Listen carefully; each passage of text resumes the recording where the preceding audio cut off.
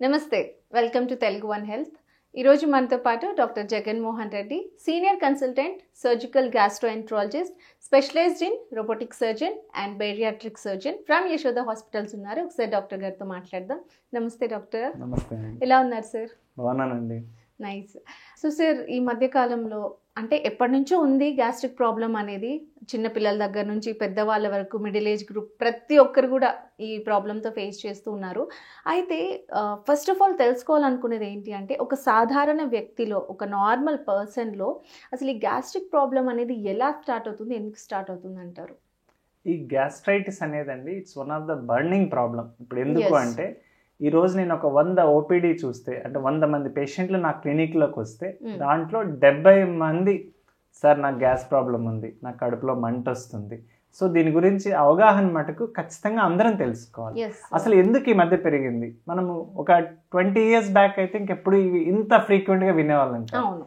So ఇప్పుడు ఏంటంటే urbanisation పెరిగింది మనకి. ఇప్పుడు అందరూ ఏంటి, ఒక స్విగ్గీ కొడితే డిఫరెంట్ రెస్టారెంట్స్లో వస్తుంది. ఎవరికి ఏం ఆయిల్ వాడతారు, ఏమి స్పైసెస్ వాడతారు, హౌ ఫ్రెష్ ఇట్ ఈస్ అనేది తెలియదు. సో దీంట్లో మూల కారణం ఏంటి అంటే, ఒకటి హెచ్ పైలోరీ అనే ఆర్గనిజం ఒకటి ఉంటుందండి. ఇది మన ఒక పాపులేషన్లో 100 మందిలో, ఎస్పెషలీ క్రౌడెడ్ ప్లేసెస్ కానీ ఎక్కడైనా ఒక 70 మందిలో ఆ ఇన్ఫెక్షన్ ఉండే అవకాశం ఉంటుంది. కానీ వారిలో కొంతమందికి మనకు సిమ్టమ్స్ చూపిస్తుంది. కానీ ప్రూవెన్ థింగ్ ఏంటంటే, ఈ organism is known to cause gastritis. అసలు గ్యాస్ట్రైటిస్ అంటే ఏంటంటే, మన స్టమక్ లైనింగ్ లో దాన్ని మ్యూకోజా అని అంటాం. అది డ్యామేజ్ అయినప్పుడు వచ్చే ఇన్ఫెక్షన్నే మనం గ్యాస్ట్రైటిస్ అంటాం. దానికి మూల కారణం హెచ్ పైలోరీ. కాబట్టి ఫస్ట్ ఇనిషియల్గా అందరూ ఆ మ్యూకల్ బ్యారియర్, ఇప్పుడు ఎందుకు వస్తుందంటే, ఎప్పుడైతే ఆ మ్యూకోజా డ్యామేజ్ అయ్యి మన బాడీలో సెక్రెట్ అయ్యే జ్యూసెస్, అంటే యాసిడ్ అంటాం, ఆ యాసిడ్ ఎక్స్పోజర్ డైరెక్ట్గా తగిలినప్పుడు అది మామూలుగా ఎనీ యాసిడ్ తినేస్తుంది. ఆ మ్యూకోజాని డ్యామేజ్ అయినప్పుడు మీకు కడుపులో మంట రావడము, దాని డిస్టర్బెన్స్ వచ్చేసి తేపులు రావడము, ఇండైజెషన్ ప్రాబ్లం రావడం జరుగుతుంది.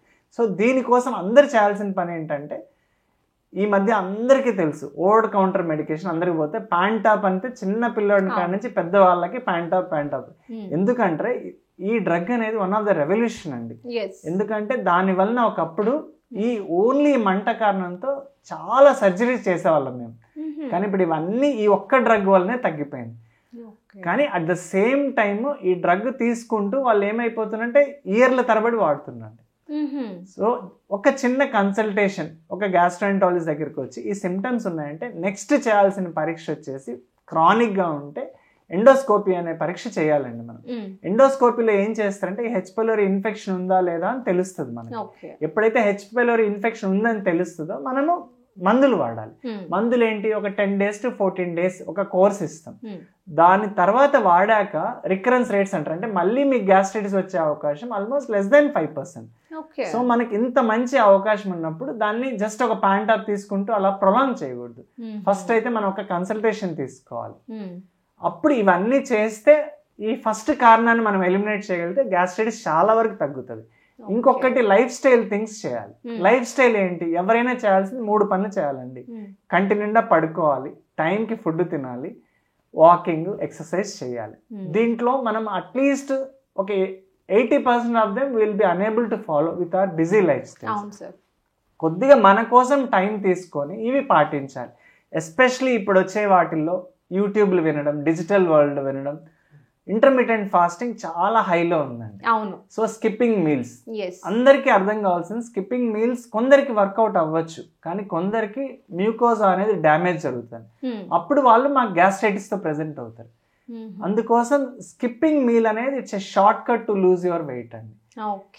అండ్ అందుకోసం అందరూ దానికి ఇచ్చేస్తారు. కానీ మీకు ఇష్టమైంది తక్కువ తింటూ ఎక్సర్సైజ్ చేస్తూ సస్టైనబిలిటీ అనేది అవసరం. పద్ధతులు పాటిస్తే మనం గ్యాస్ట్రైటిస్ కొంతవరకు తగ్గుతుంది. అపార్ట్ ఫ్రమ్ దిస్ అందరూ will be running after stress and ప్రతి ఒక్కరికి అది థింగ్. కానీ అందరం మనం చేయాల్సింది ఏంటంటే, ఆ స్ట్రెస్ ని ఎలా మనం కౌంటర్ చేయగలం, దానికి ఏమేం చేయాలి, హౌ టు కంబాట్ అనేది చాలా అవసరం. అది ఎప్పుడైతే మనం కాంట్రోల్ చేస్తామో యూజువల్లీ దీన్ని కూడా మనం కంట్రోల్ తేవచ్చు. Okay, nice, thank you.